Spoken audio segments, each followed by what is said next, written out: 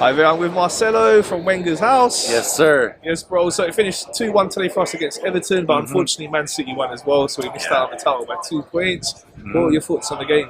The game itself, it was very nervous, of course, because I wasn't sure what was going to happen with City.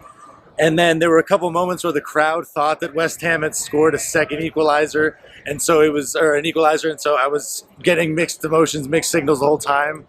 I was just praying that we won, because if somehow City drew, then it would have killed me inside. But the game itself was a little sticky. Tomiyasu could have scored within 5 minutes, and then it got tough from there. Everton took the lead. I felt pretty good that we would find a way back, but, we were being creative, but we were struggling a little bit. And then right at the very end, we got over the line. So I'm just happy for the fans that we get to celebrate a win at least, It was a bit of a strange atmosphere. Like getting into the stadium, you hear Man City have scored so early in their game. Yeah. Then you hear it's 2-0, it's deflating.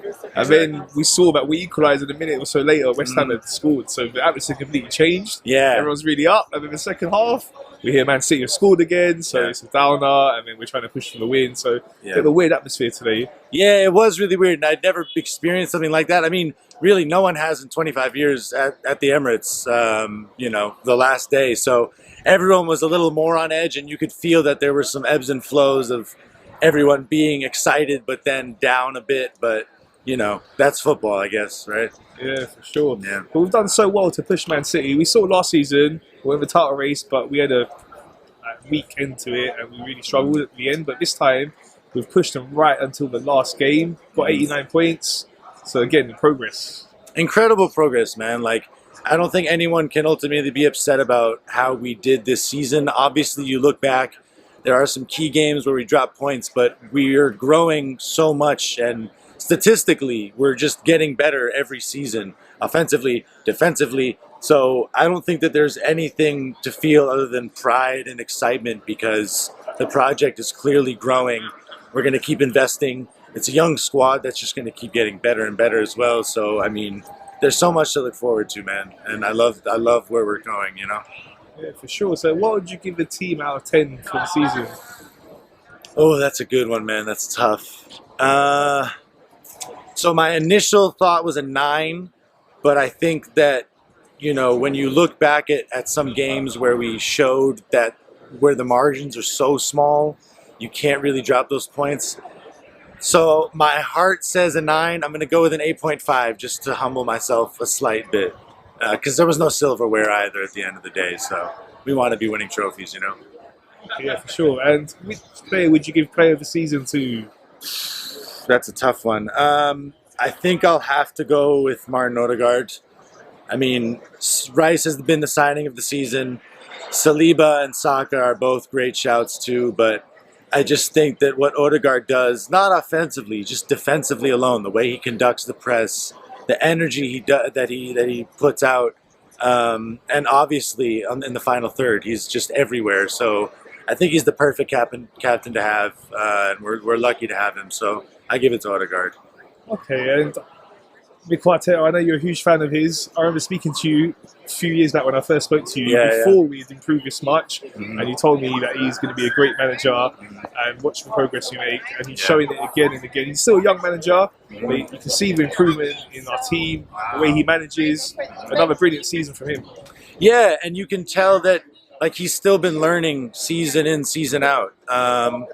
I think back to, in general, we're getting better every single season.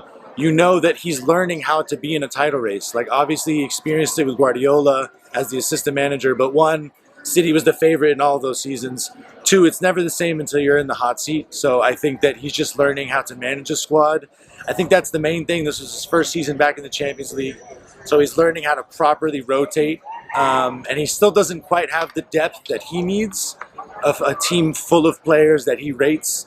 And so I think once we have a few more outgoings and a few more key signings this summer, I think we're going to finally see him win some big silverware in the next 2-3 seasons. So we're so lucky to have Arteta as our manager, man. And we just had to go through some rough growing patches to get where we're at now, Okay, now looking ahead to the summer, where in the team do you think we need to improve?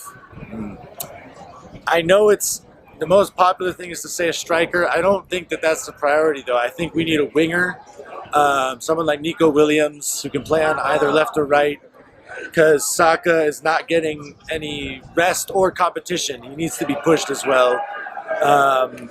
So I think a winger. I think a center midfielder. It obviously depends on what Partey's doing, but and then he left. He never played anyways. Jorginho extended. I still think we need new blood in midfield, though, because Jorginho's getting on in age. Partey, we can never rely on. And then I think a left back. We saw Timber play right back today. That was interesting because he played left back in the Community Shield at the start of the season. Zinchenko, I just don't think he's dependable enough on the pitch. And I love Tomiyasu, but so Tomiyasu and one more player at left back. I rate Kivior as well, but he's more of a center back than a left back for me. So yeah, left back, center midfielder, and a winger.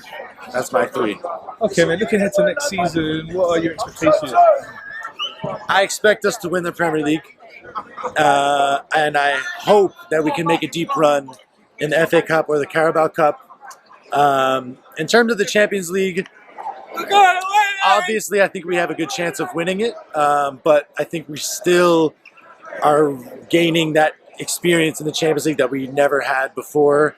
And the final thing is it's a new format, so it'll be interesting to see how the team copes with that new format. I don't know how that'll impact any teams. It won't impact us any more or less, obviously, but the Premier League is ours. I think we are genuinely the favorites. The favorites is kind of a wild thing to say when City's won 4 straight, but trust me, I think we're the favorites, especially if these charges happen this summer. If something happens, I could see Guardiola leaving in a heartbeat because he said the second we get in trouble, I'm leaving. So Premier League favorites. And I'll say, no matter what, Arteta's the guy for beyond next season. Some people are saying he has to win a trophy now or else we move on. I don't agree at all. I think he's the guy to bring us major silverware again. It's just, we got to wait and it'll come, you know?